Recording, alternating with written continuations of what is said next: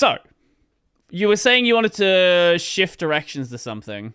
Yeah, so still talking about RPGs, but moving on to different gameplay style. Talking about the gameplay styles with Metaphor versus others. I recently saw a video that I didn't finish watching, but it was comparing the two now branching paths for turn-based combat. One being Metaphor's new interactive system, or not Metaphor, being Expedition 33 with their interactive system, and one being Metaphors with their huge branching prep system.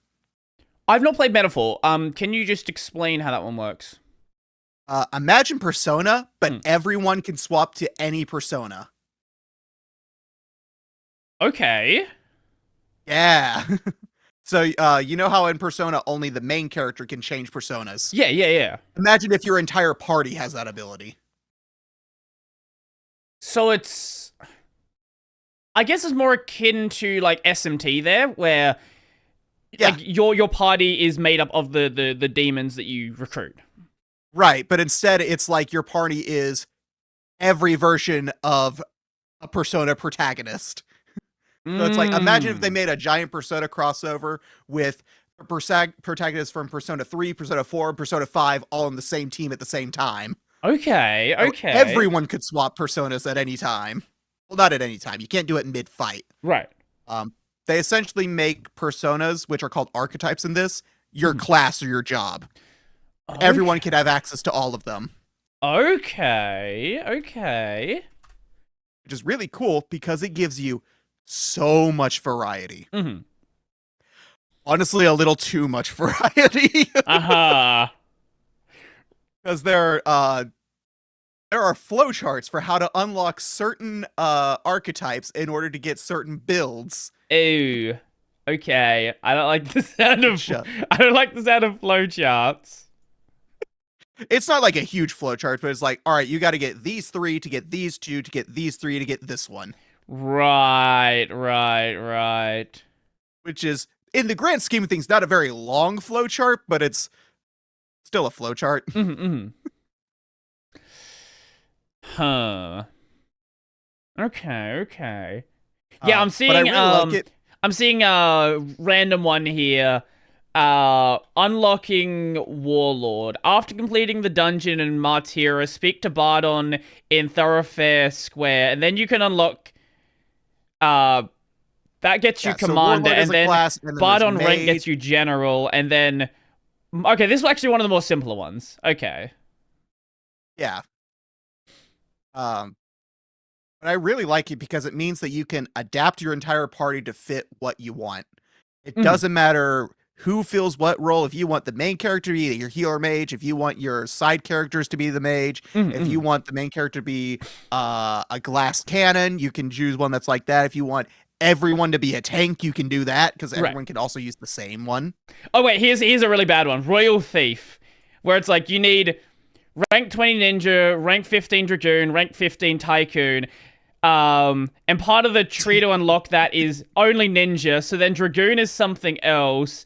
And dragoon, you need to unlock sniper, and then you'd be rank 10 magic knight, and then magic knight is, I don't even know where it is on here.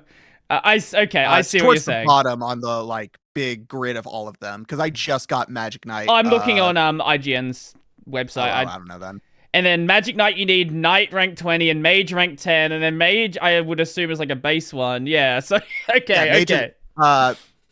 Mage is like the first non-standard one that you unlock. I see. So like everyone, when they join your party, they unlock their archetype and they have a default archetype. Mage is the first one you unlock that you can swap to.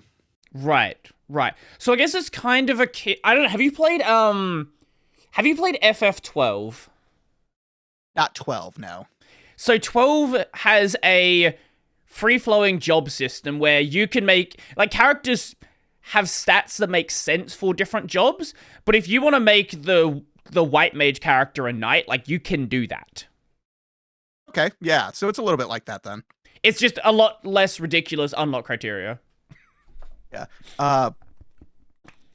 But Metaphor is a system that I like more than Expedition 33, even though I do really like Expedition 33, because I like that traditional turn-based of I pick my move, I let them have their move, and I don't need to worry about reacting to it. Right. It's a lot more of your prep work is more important than the actual fight.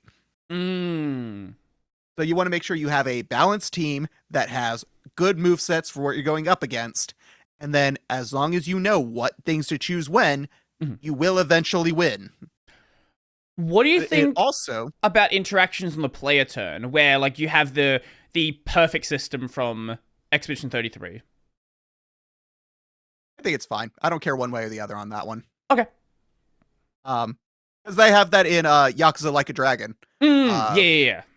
You can attack something, and in your next turn, if you attack that same person fast enough before they get up, you get bonus damage. Sure. Okay. It's a bit different, but I get what you're saying. It's like it's an interaction. It's more of, hey, if you're fast enough, you can get better time. Right. Okay, that makes sense. But Expedition 33's, the video is explaining how it breaks the standard loop of attack, heal in a turn-based game, because since every character can be anything, you can build out whatever kind of party lineup to where you don't need to heal. So you can break it up. Normally, you attack something, your player character is the mage, he's going to be healing, and everyone else is like your damage hitters or your tank.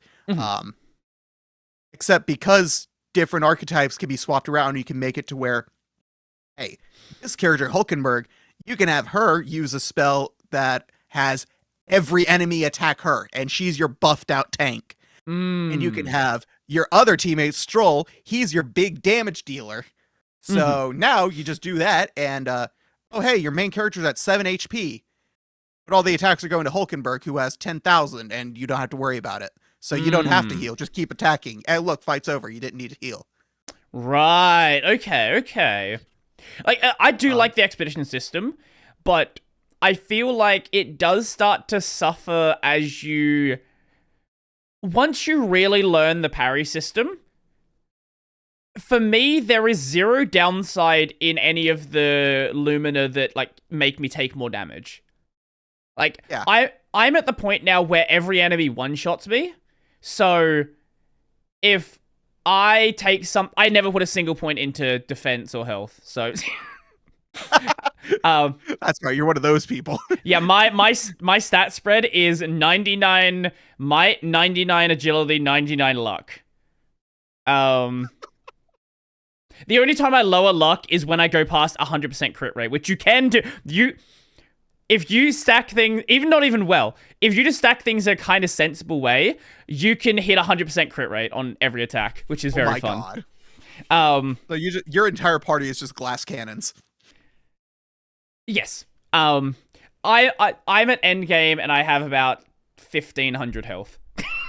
Oh my god. And enemies are doing about 30,000. Because I'm also running things where I take more damage. So it's like,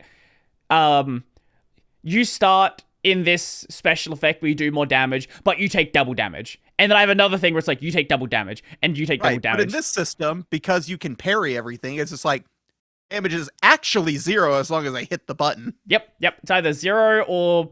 Look, there is even a thing where I can start at 1 health and I get buffs from that, but I have 1 health anyway, so it doesn't matter.